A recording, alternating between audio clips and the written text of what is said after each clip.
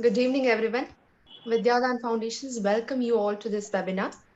Those who are not aware of what is Vidyadaan Foundation, Vidyadaan Foundation is a non-profit organization working towards empowering the underprivileged children, youth, and also the women through education.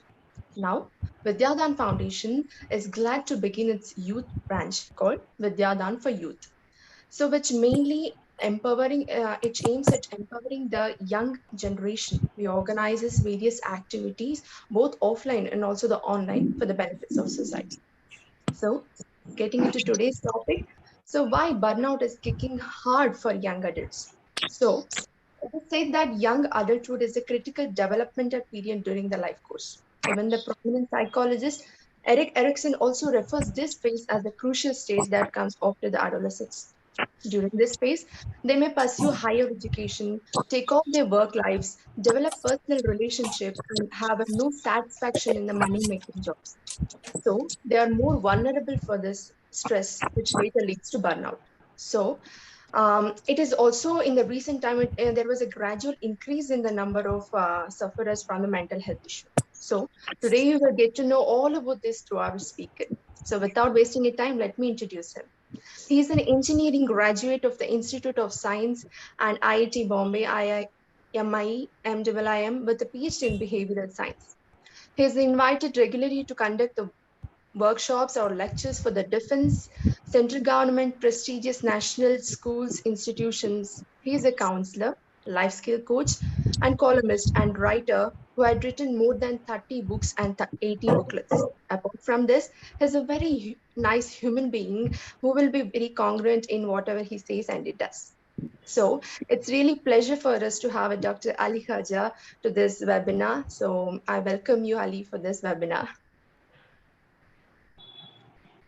Yes. So should I begin? Yeah, platform is all Right. yours. Okay, we are talking about the younger generation, the modern young people. A very eminent professor, it's literally a scholar and a philosopher, who deals with different types of students and youngsters. He went on record to say, today's children have lost their manners. Today's children do not listen to others. They do not respect their elders. They do not understand what is etiquette and culture and their traditions. They have become rebels and they, behave in an unacceptable manner. He went on and on and on, pages after pages. The only thing is that this was written by a Greek philosopher 2500 years back. Every generation seems to feel that today's young people are like this, like this. In our days, we were never like that. So first, let me, remove that myth.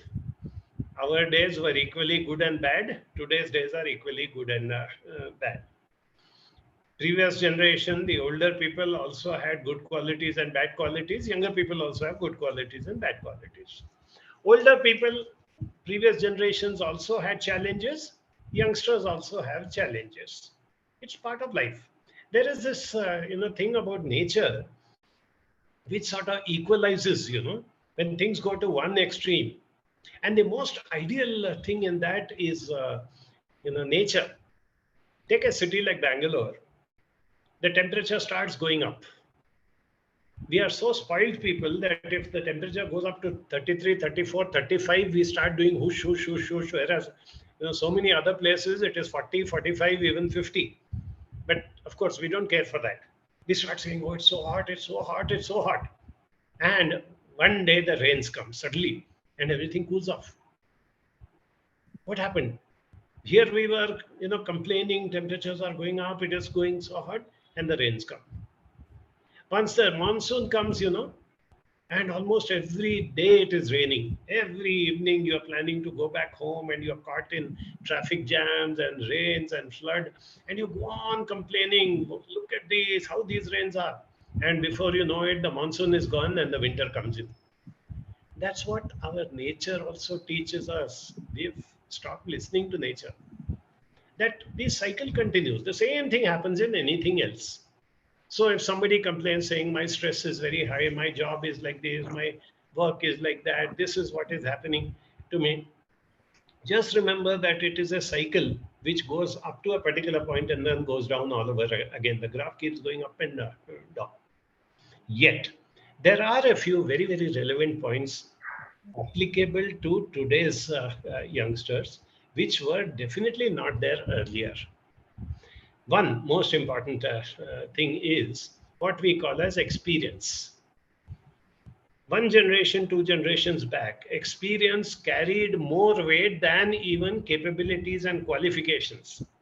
If you went somewhere and said, see, I have got an engineering degree or this commerce degree or whatever it is, and I've been a good student, I've got very good marks and all these things, I've studied in a good college, people would say all that is fine, but what is your experience?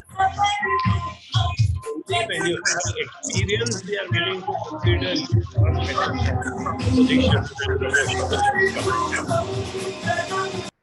I, we need to think in those manners. Ask your elders, they will tell you. Let's say 30, 40 years back, somebody completed his engineering from a good college. What would he do? He would look for a job in one of the public sector undertakings. That was the most prestigious. I want a job in HAL, BEL, BHEL, those type of institutions. And the moment he would get a job, he would be thrilled with it.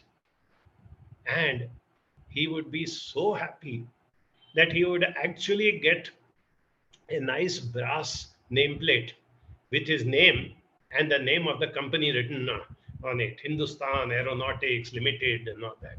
Nice engraved brass nameplate, and he would put his, because he knew that he's not going to go anywhere from there. His designations will change, he'll keep getting promotions, he'll keep getting transferred. Till 35 years later, he's going to retire from there. Life was predictable. Today, let me tell you, experience has become a dirty word. A 24-year-old techie loses his job, he gets another job in 3 days. A 44-year-old techie loses his job, he has to struggle for 3 months and probably take up a job which is less paid. A 54-year-old techie loses his job, he might as well go back to his village and do farming. That is reality. And yet, the surprising part is, the younger people seems to be complaining more about stresses and this and that than the oldies. Why is that happening? If you are a youngster and if you feel that you are heading to a burnout, you are having too much of stress and strain, and you don't know where life is taking you, I think you are losing touch of the broader picture. One reason for that, I will tell you, it's not the fault of the younger generation, it's the fault of the older generation who brought in what we refer to as instant gratification. Again, go back and ask your parents, grandparents if they are around. Anything and everything in the good old days, you had to wait for it. A simple thing like a meal. You come back home and you're very hungry and you tell your mother or grandmother, I'm feeling very hungry. And they would say, no, no, no, food is still being cooked. You'll have to wait for another 1.5 hours.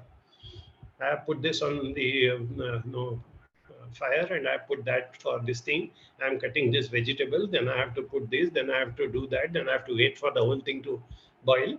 Then I will serve you the food. Anything like that used to have what we call as delayed gratification. You had to wait for it. Take a simple thing like filter coffee. Unless you put that filter and wait for that filter to trickle and come down, you would not have the coffee ready to make into a nice hot cuppa. Simple things like that, you had to wait in life. Then you know what happened? Instant coffee came. And more interestingly, 2-minute noodles came. And finally, 10-minute home delivery came. If your pizza is not delivered in 11 minutes, it is free. Wow. Excellent, no? How much progress we have made. But how does it help us to get this instant gratification? Ask yourself this question. You have to learn delayed gratification. That is my first message and most important message to the younger generation. Learn to take things in their own stride. As I told you, watch nature. There's a proverb which says, never be too busy to stop and smell the flowers. Ask yourself, you don't have to answer to me. Ask yourself and answer a question truthfully. When was the last time that you actually smelled a flower in the plant, not in a vase or in your drawing room? You will know the answer. Now, do you think plants and flowers are not there around you? They are very much there. You have to stop and smell them. And that is what makes life more meaningful. Whatever you are, whether you are an accountant or architect or a software engineer or social worker or whatever you are, you need to understand that there is a law of nature. And if you try to break that law of nature, you are going to be an unhappy person. You will not be happy. If you feel that the temperatures are very high and I want to shut myself up in an air conditioned room, you're going against the law of nature.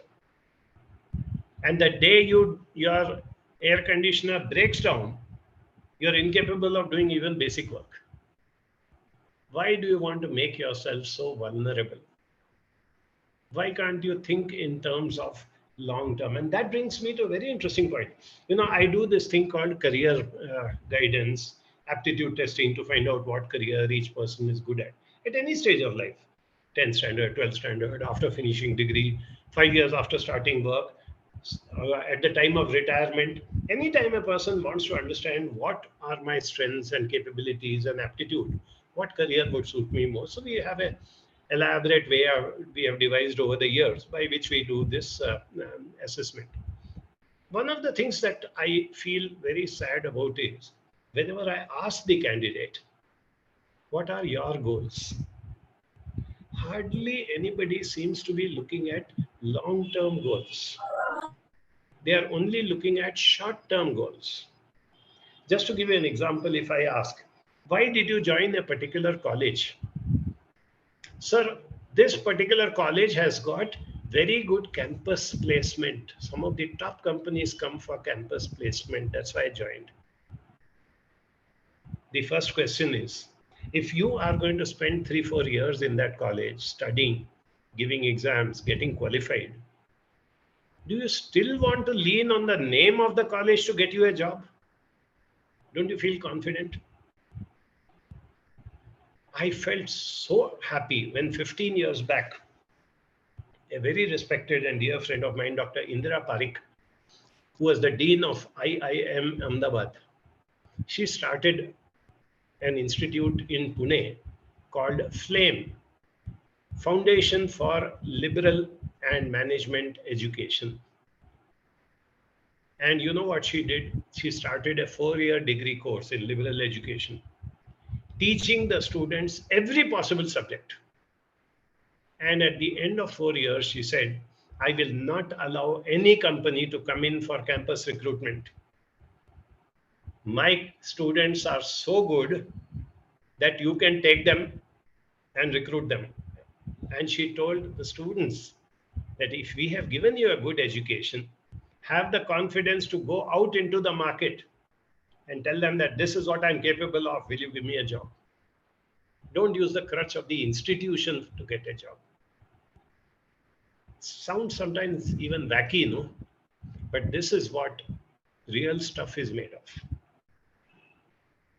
Does any youngster, I address all of you young people, do you spend some time visualizing where you will be 5, 10, 15, 20, 25, 30, 35, 40 years from now? Are you even aware that the way longevity and healthcare is improving, you will be an active, productive member of society till the age of 75 or 80. Retirement will be around 80 years of age.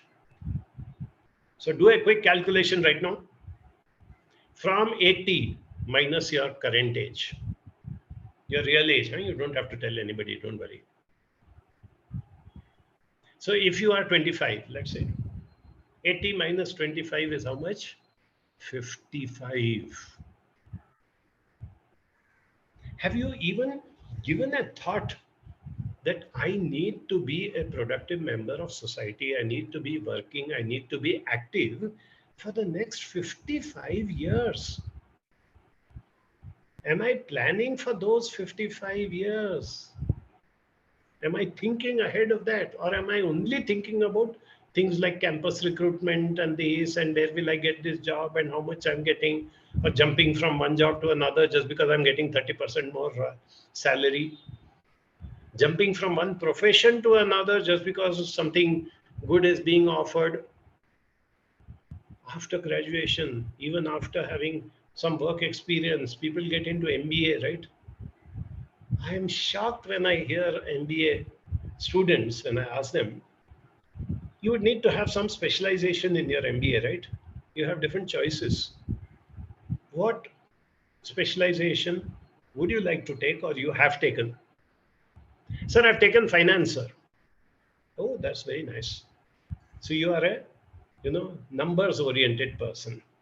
You're a commercial oriented person. You understand the nuances of corporate life, commercials, finance, accounting, banking, all these things, right? No, sir. Never done that.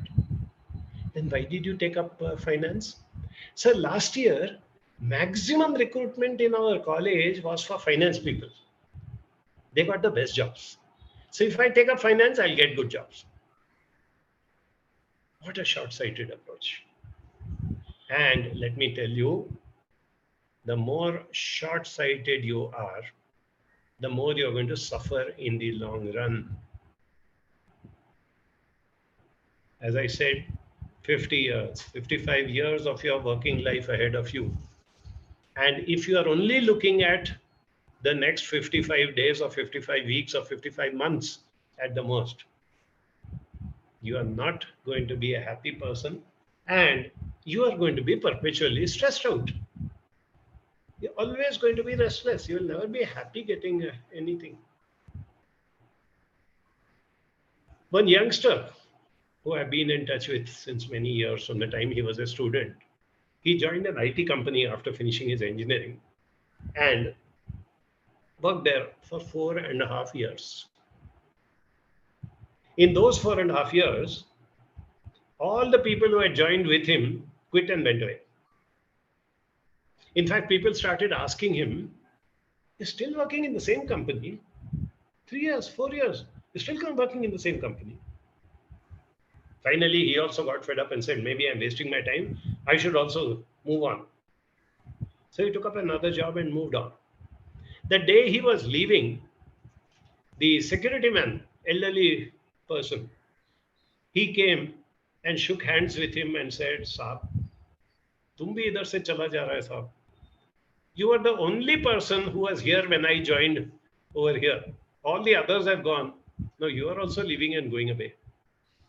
And then he realized, if that is the attrition, if that is the rate at which people are jumping around here and there, haven't you heard that old proverb which says, a rolling stone gathers no moss? Why do we have this feeling that I need to jump from here to there? I need this promotion. I need this. The other fellow has got this. I haven't got that. And let me tell you, one thing which really makes you perpetually unhappy, which always creates tension, stress, strain in your mind, is an attitude which I learned, not from a philosopher or a psychologist or a guru. I learned it from a truck driver. You know, these truck drivers have a habit of putting some slogans on the backside. They paint some proverbs or quotation, right? I was going on the highway and I was following a Haryana number plate truck. And he had written in Hindi behind, इंसान को अपने दुख से उतना दुख नहीं होता. इंसान को अपने दुख से उतना दुख नहीं होता जितना दूसरे के सुख से होता है. If I am suffering setback, if I am not getting what I want, it doesn't make me as unhappy as when I see somebody else getting something. I perpetually live in a world of comparisons. And believe me, everybody has somebody higher to compare himself with. You may be a junior level person, you may think, my team lead, oh, see, he has got independence, he leads a team, he must be so much more happier. The team lead looks at the assistant manager and says, this fellow is much better than me. The assistant manager looks at the manager and says, this fellow is better than me. It keeps going all the way up to the CEO. The CEO looks at the CEO of a bigger company and says, that fellow is in a better position than I am. What's that point in being the CEO of such a small company? So it is endless. But can we imbibe this as a regular part of our view, that I am not going to get taken in by comparison? You will never ever be a happy person unless and until you start competing with yourself. Right from the students, I tell students, if you have got 60% in the last exam, don't ever look at somebody who has got 70% or 90%. Compete with yourself. Tell yourself, last time I got 60%. Can I compete with myself? And this time, get 65, 70, 75? How much can I get? When we have that approach, even if I get 61% in the next exam, I feel, yes, see, I've gone from 60 to 61. That's how progress should be.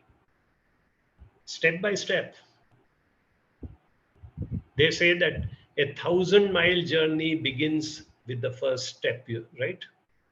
But let me just modify that a little bit.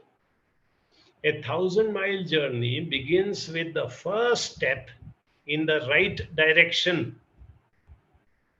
You take a first step, or even a second and 10th and 50th step, in the wrong direction, you are going away from your goal, isn't it? And that is what you need to understand. That every step contributes to that 1,000-mile journey. I'm a very strong believer that if you learn how to enjoy the journey of life, the path on which you are walking, the work that you are doing, the domain specialization that you have, the mission that your organization or your team is trying to fulfill, if you learn how to enjoy that, it does not make a difference what happens to your destination. Destination is an illusion. Every time a person achieves some destination, instantly he starts looking for a higher level. But if you are on the journey, you can keep looking at your goal and start enjoying the journey. And to enjoy the journey, once in a while you have to stop and smell the flowers. However busy you are, however late you are, whatever may be the targets that have been set for you. I've not been able to understand whenever young people come to me and say, I'm overworked, I've got so many targets, I've got this, I've got to complete this, I've got to do that. And something goes wrong.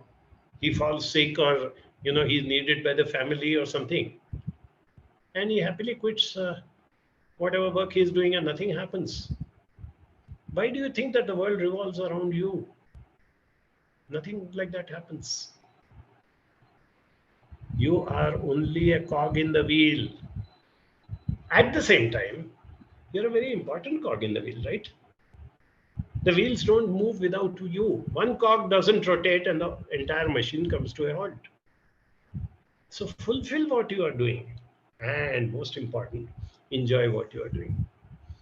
If you learn how to enjoy the work that you do, no, you will never ever feel that stress and strain and burnouts and so many things that we are hearing nowadays.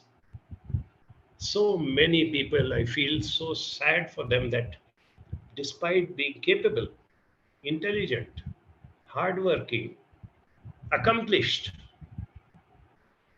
they are still basically unhappy people. And when they are unhappy people, as they grow up, go up the ladder, they start making others unhappy. If I am suffering, I will make sure that others also suffer.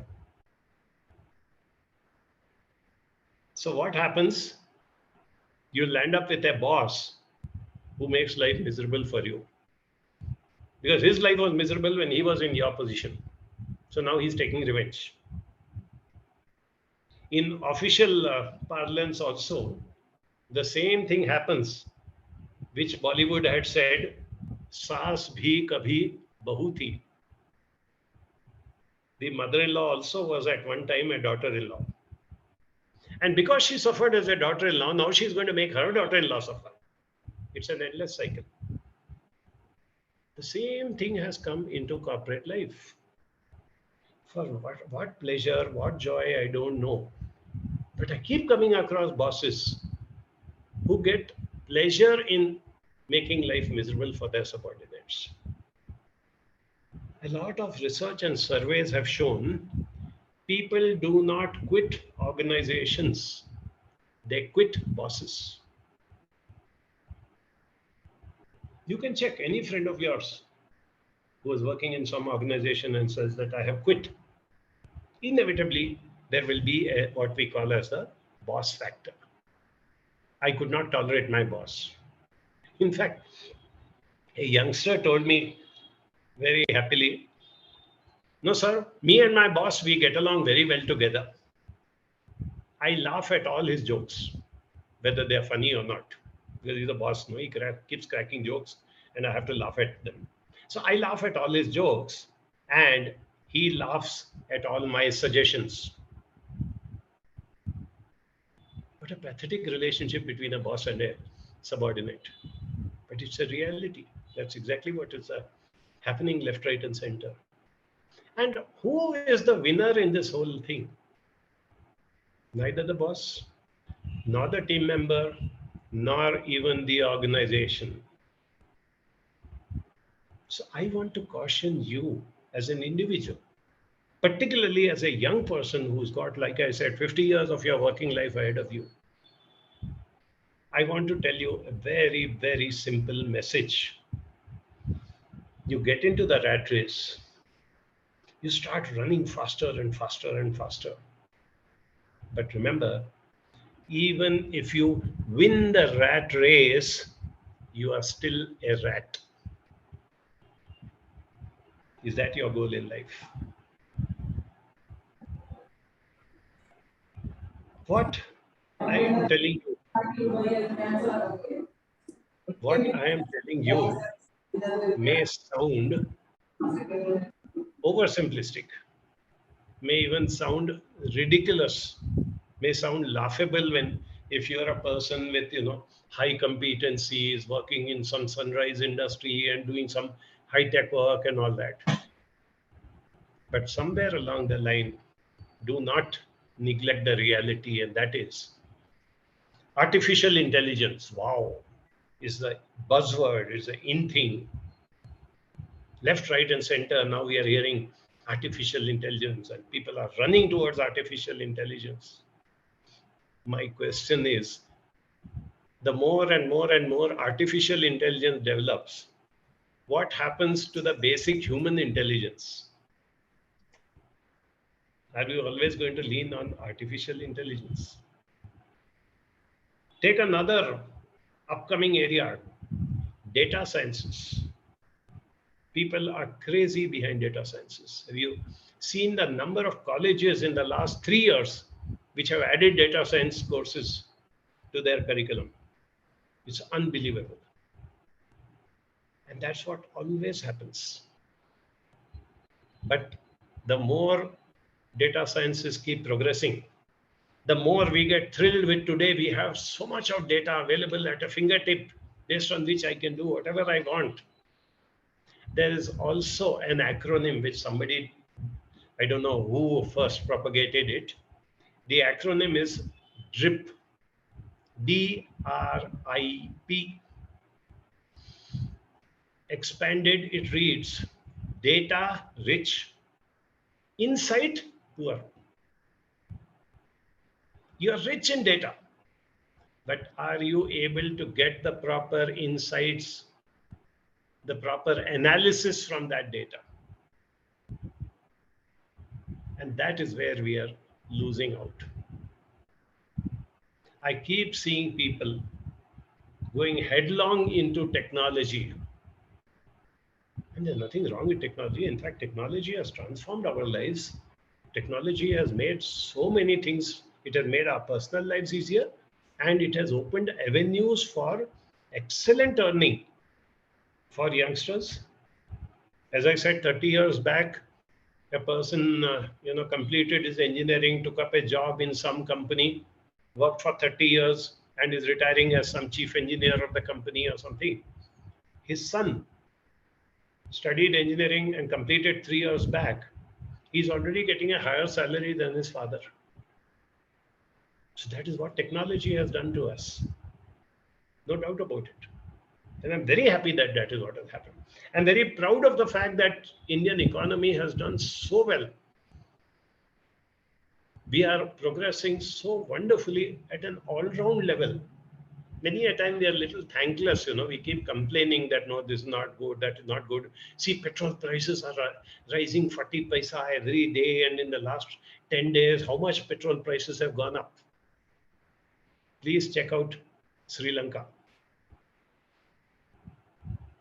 It is not 100 rupees per liter. Even if you are willing to pay 1,000 rupees a liter, there is no petrol in Sri Lanka. Right? Our neighboring country. You remember people used to say that quote that, I used to complain that I do not have shoes till I met a man who had no feet. It's exactly the same here. So what if petrol prices are going up? You are earning 10 times the salary that your father could never even dream of. So whether petrol costs you 100 rupees or even 200 rupees tomorrow, you're not going to give up, no? You're not going to give up your vehicle. And how many youngsters have decided petrol has become so expensive, so I'm going to sell off my vehicle and I'm going to get a bicycle and I'm going to be roaming around on my bicycle. I don't even know one person who has done that. That is what I meant by saying, let's be realistic. Economy is doing very well. Our country is progressing extremely well. I'm very proud to be an Indian in this 21st century. When I'm watching with my own eyes how things are taking us forward, how the younger generation is getting the type of opportunities which they never had. Today, you're all global citizens sitting in Bangalore or even in Chandrayapatna. You can be working for an American company. You can have a boss in UK, you can have a supplier in Africa, and you can have a customer in Singapore. Nothing is preventing you. We have become global citizens. The world has become a global village, and India is taking the lead in that. You have all the freedom to do what you want. See some of our neighboring countries. There are countries where you cannot own land. All the land belongs to the government. There are countries which have severe restrictions. We don't even think of that. Do you have any restriction? Do you find any restrictions? That is what I want you to look at. Celebrate it, enjoy it, and most important, work towards your betterment, the betterment of your family, particularly if your elders, your parents have worked hard to bring you to this level, whatever level you are in and whatever your achievements are. Your parents, number one, your teachers, number two. We tend to really ignore our teachers. School teachers in India are a pathetic lot. It is so sad to see how teachers who have produced CEOs and top-notch people still go around in buses and cycle to their work. We should learn to acknowledge them and respect them. Then only we'll learn the value of what good lives, good citizenship, good values is. We can do that. Very simple, very day-to-day mundane points that I have raised up so far.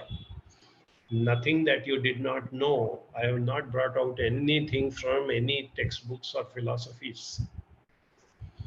My only point is, you know it, I know it, but do you practice it? That is where we lose out. There's no point in having endless knowledge unless you are going to put it to practice, right? You have to use it. And how much are we using it? We are doing what we call only as programmed decisions. What has been told to me by my boss, and I have to complete this portion in this much. How we used to have in the school days and college days. No, I have to complete the portion. I keep seeing people working in huge companies who are behaving as though they are school children who have to complete their portions. No, no, no, no. I have this target. We have to complete this project. I have to complete this. What is the quality of work? What is your team building? What is the larger purpose of the work that you are doing? No, no, I don't know all that. 30th April, I have to complete this. I've hardly got 4 weeks left. I must start off this. I can't do anything else. How short-sighted. And where will it lead to? It will not lead you anywhere. That is what is my simple message to you. Please put it into practice. I was not meaning to talk so much because I was expecting that by now I would have had a lot of questions in the chat box and I would probably be interacting on that. But my poor chat box, it seems to be very lonely and feeling very depressed because it is empty. I don't see anything on my chat box. I thought when I speak so much non-stop, I've been speaking for almost 40 minutes. I thought somewhere it would have stimulated you to either ask a question or make a comment or disagree or even say, shut up and get lost. Nothing has happened. So can I keep looking at the chat box with that great hope that something will come on that? Otherwise, people get very isolated. Loneliness is the biggest epidemic hitting mankind, and your generation is going to feel that more than we people. Earlier, loneliness was meant only for old people who cannot go out, whose friends have passed away, who have nobody to talk to, who are retired. We used to speak loneliness about it. But let me tell you today, younger people are experiencing severe loneliness more than the elders. India was ranked 136th position in World Happiness Index. Is this youth burnout linked with that? 100%. Okay. And there are ways and means of overcoming that. There was a note in the media, selected media, about a small town which is, I think, called Sultan Battery in North Kerala. The panchayat people and the leaders of that little town got together and they have decided to make happiness their goal. Starting from children, moving on to adults. They've come out with a series of little projects, little activities by which the overall happiness of the villagers and the people living there is going to improve. What an amazing thought. I'm sure they are not highly educated people or top-notch people. They're very ordinary people. It's a small town tucked into North Kerala. But that is what we should have picked up. That is what the media should have been recording and flashing all over and saying, hey man, if Sultan Batari can do it, why can't you and I do it? Incidentally, we also have A tiny little nation tucked into our northeast. It is called Bhutan. Bhutan's total population is 7 lakhs. Every locality in Bangalore has got 7 lakhs of people. Bhutan, more than I think 10 or 12 years back, declared that we will not measure gross national product. You know GNP, no?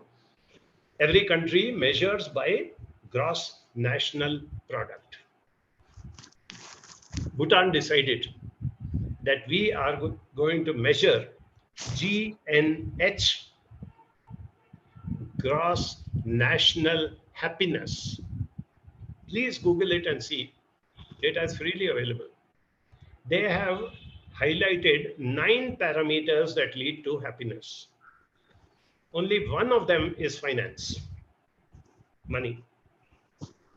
They have covered everything from health to mental health to good relationships to harmony with nature, and they are measuring those parameters.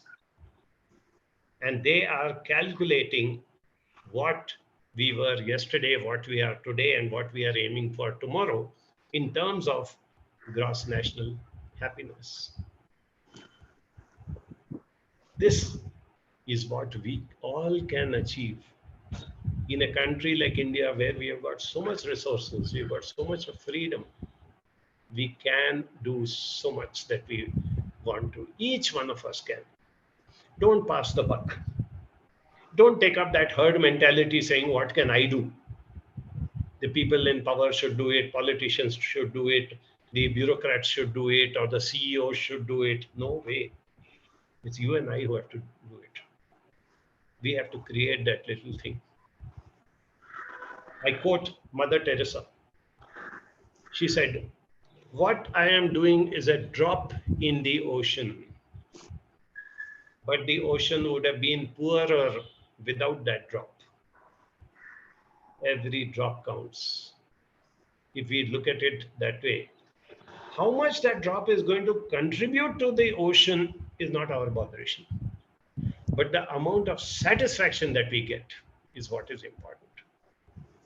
How to tackle the burnout of young mothers in a nuclear family is asking Mariam. Yes, today's young mothers are taking on much heavier load than earlier. Number one, they are in nuclear families, so many of them do not have their elders to support them. They do not have brothers, sisters, extended families. Many of them are working, so they have responsibilities at home and in work. One is they should learn more than the men. It is the women who need to learn what we call as work-life balance. Take how much time, effort, energy you are putting into your work, and how much time, effort, energy you are putting in towards your family.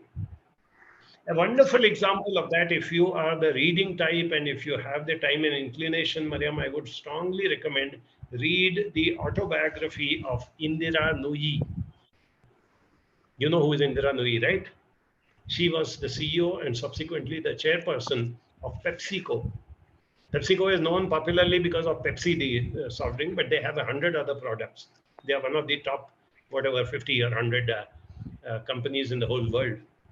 And Indira Nooyi, a local girl from Chennai, born and brought up and studied over here, went to the US and eventually became the CEO and the chairperson of PepsiCo. But the interesting part is, when she was climbing the ladder, when she was going step by step towards the top, she had 2 daughters who were in the growing up stage. And they needed mommy. Daddy also had a tough job. Daddy also was an achiever and he had his own career and he had his work. So what do children do? Particularly girls' children, they were leaning on the mother. And mother's getting busier and busier. She's flying all over the globe. She's attending meetings. She's conducting this and that. And she's responsible for billions of dollars. How she handled that is what I want you to learn from people like that. And very interestingly, When her mother came to visit her when she was not well from India, she went there to spend some time with Indira. One very nice thing which she told her daughter is that when you finish your work and come back home, leave your crown in the garage before you come in. What did she indicate by a crown? The crown being CEO, chairperson, these, whatever position she holds. She said, leave the crown in the garage and then walk in as a mother. Can we do that? Is the question. That is what happens. In fact, very interesting question Hasan Mukhi is asked. How can one know that they are suffering from burnout? Very simple. Your basic motivation goes down. And amazingly, your physical energy also goes down when you are in a burnout. You start feeling more tired. Your sleep gets affected. Your food habits get affected. Either you reduce your food intake, or in many cases you do stress eating. You start eating more and more, and that too junk food. Very simple symptoms and indicators. You cannot visualize the future. The moment you think of the future, you start getting irritated. God knows when that promotion will come. I don't know what this will happen. I don't know how long this boss is going to be there. When you start thinking like that about your future, when you start, your energy levels go down. When you start looking at things in a negative manner, when you start neglecting your near and dear, you get irritable with your own family members, you are very close to burnout if you have actually not hit it. Why let climate become a cause for happiness? Say if rains bring happiness, it is obvious to hate summer. 4 seasons must be enjoyed. Yes, that's exactly what I said, Asmiti, that you have to learn to accept and enjoy every weather. If you are the type of person who does not like summer, all you have to do is to wait for the rains to come. It is taken for granted that rains will come, however harsh the summer is. So accept it, enjoy the thing. Say that, okay, if it is summer, then I get more of ice cream and cool drinks and all that, which I will not be able to have when it is very cold. So let me make the most of the summer and await the monsoon, which I enjoy. And that is what teaches us that we get good days, bad days.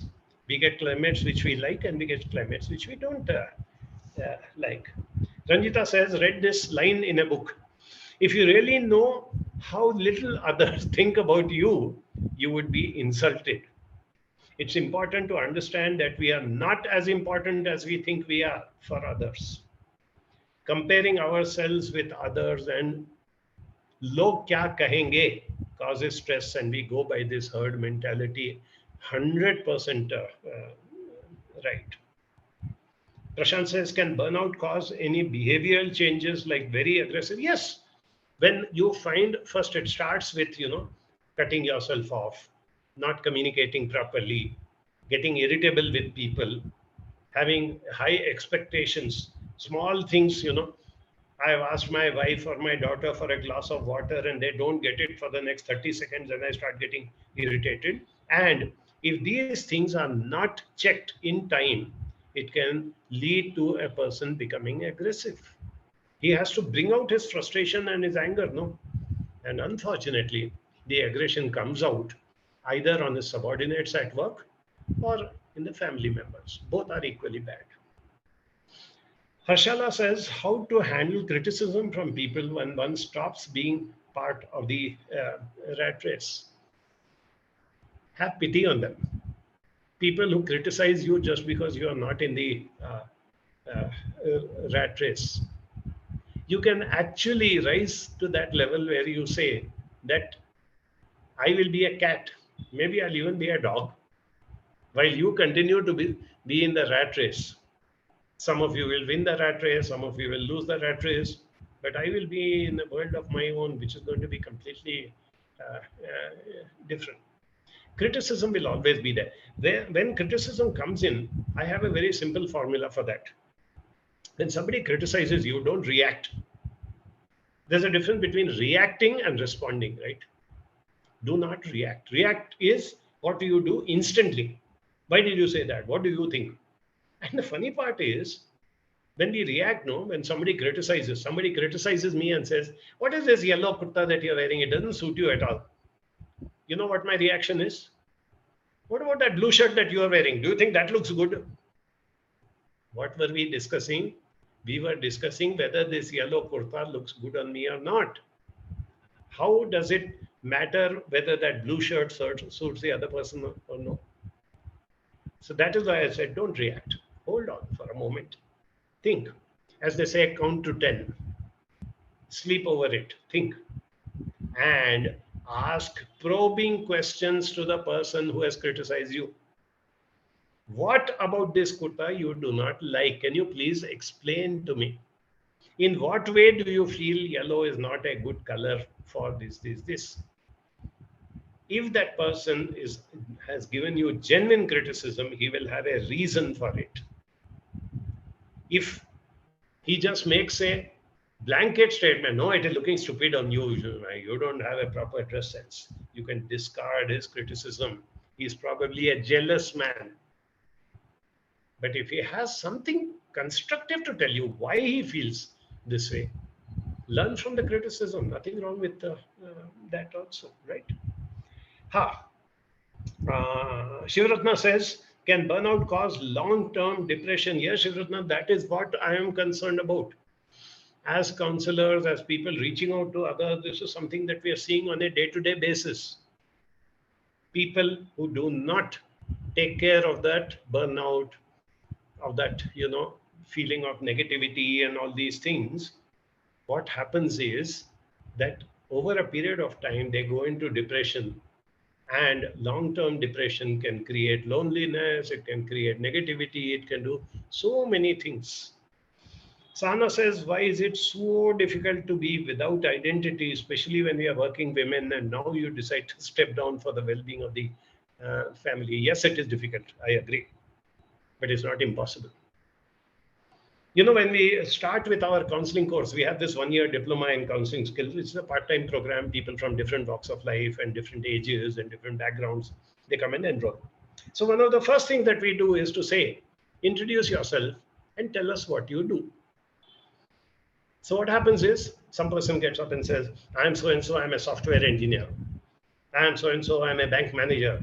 I'm so-and-so, and I'm a teacher. And then somebody gets up and says, I'm so-and-so, I'm just a housewife. I keep admonishing them. But one day, we had a new student, very impressive looking girl, tall, well-built, with a very strong expression and demeanor. When her turn came, she got up and said, I am the Commissioner for Home Affairs and ex officio Director of Child Welfare. People's jaws dropped. They were all staring at her. And then she said, in other words, a housewife. That is the pride of it. It is up to you. As long as you learn that what you are doing is as valuable. I told you how we tend to neglect teachers, for example. I feel teachers contribute towards our nation more than any politician or IAS, IPS officer or any CEO can do. And yet they are neglected. But at the same time, don't you know of so many teachers who are fully satisfied with what they are doing? They say, let the others make money, let the others get name and fame. I do my work, I spend my time with my children, and I come back satisfied. Believe me, their quality of life is far superior to the others who are in the rat race and who are always, jumping around. This is a good one. Chandan says, during burnout, how to avoid procrastination and achieve our deadlines. Deadlines. The word itself makes me laugh. Why can't it be live lines? Why should it be dead lines? Why do you have to achieve your deadlines? Why can't you push them away? Why can't you say, no, I'm sorry.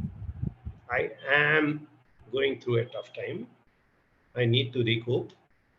I'm not in the best of frame of mind. Let us change it. What is the worst that can happen? They will not give you your promotion or increment. They may even throw you out of the job. Be happy.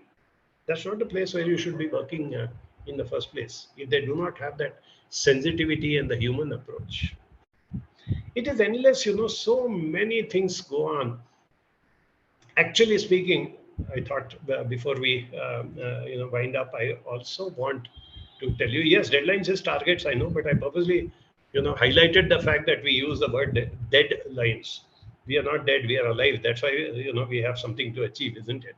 That's anyway.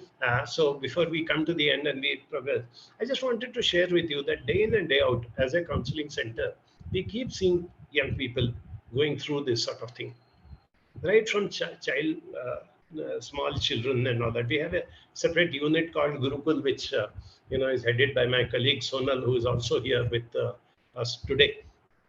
So from children to adolescents to youngsters to adults to middle-aged people, we are open to receiving any form of you know counseling that we can do for others, be it depression, be it burnout, be it anything. We don't put labels. We care for human beings more than anything else. We are open to counseling people who come to us. We are open to counseling on telephone, and we are open to counseling over email. So I just want you to meet Sonal for a minute and let her tell you what we do. And with that, we will be able to wind up today's session. Yes. Hi everyone. It was nice to hear your queries and your concerns about burnout. Here at Banjara Academy, we give free counseling, as Dr. Ali said, face-to-face counseling, email counseling, and also telephonic counseling. You can visit our website banjaraacademy.org, and I will type down the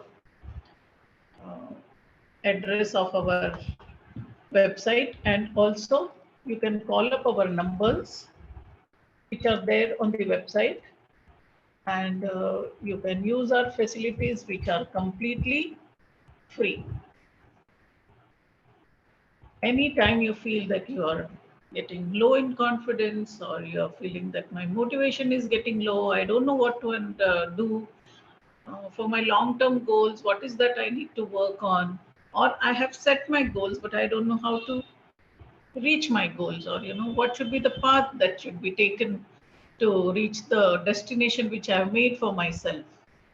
Those are the aspects which you can come, meet us with an appointment, and we will be more than happy to meet you. Or even if you think that no, everything is going well, but I don't know what's happening with me, I'm not feeling good in myself, still you can come and meet us anytime. Yeah. Or if you want to know what is this counseling all about, I really don't know what it is, you can still come and get that experience of it. Any question is open to us. We never say questions are silly. Our answers may be silly at times, but you are the most, what you call it, welcomed at Banjara Academy. Yeah? Anytime, any day in the working hours. I will type down the phone numbers also. 88617 92260. Yeah, you can call upon our mobile numbers, and either Jennifer or Anis will attend the call and help you out in fixing the appointment. Feel free, and let me tell you that at our academy, counseling is completely free, non judgmental, and confidential. You need not reveal your identity at all. Yeah, like how today some of them chose not to switch on their cameras. It's absolutely fine. You need not reveal your identity when you are coming for counseling also. You need not say I'm working so and so, or I attended that program, or this. Nothing of it. What is your concern? You need to come and speak. That's it. That's the kind of confidentiality maintained at Banjara Academy. So whenever you think that something is not working well with you, or you have such thoughts which are not healthy in your day-to-day life, you are free to approach us anytime. Even Hassan Mukhi can help you out, Ranjita can help you out, as well as Banjara Academy. Yeah. Yeah. They are all part of our academy itself. So I'm very proud that they are here doing this noble cause of helping people work with their burnout. Thanks, Hasanmukhi. It's a Thank, wonderful to thank see you, you thank you, doing this wonderful work. thank you so much. Thank, thank you so much, Ali and Sonal, for taking the time from your schedule to be a speaker of this webinar. It was very insightful session for all of us, like young adult like us. So I can't thank you enough for bringing grace to this webinar. So looking forward to having you in the future webinar. Thank you.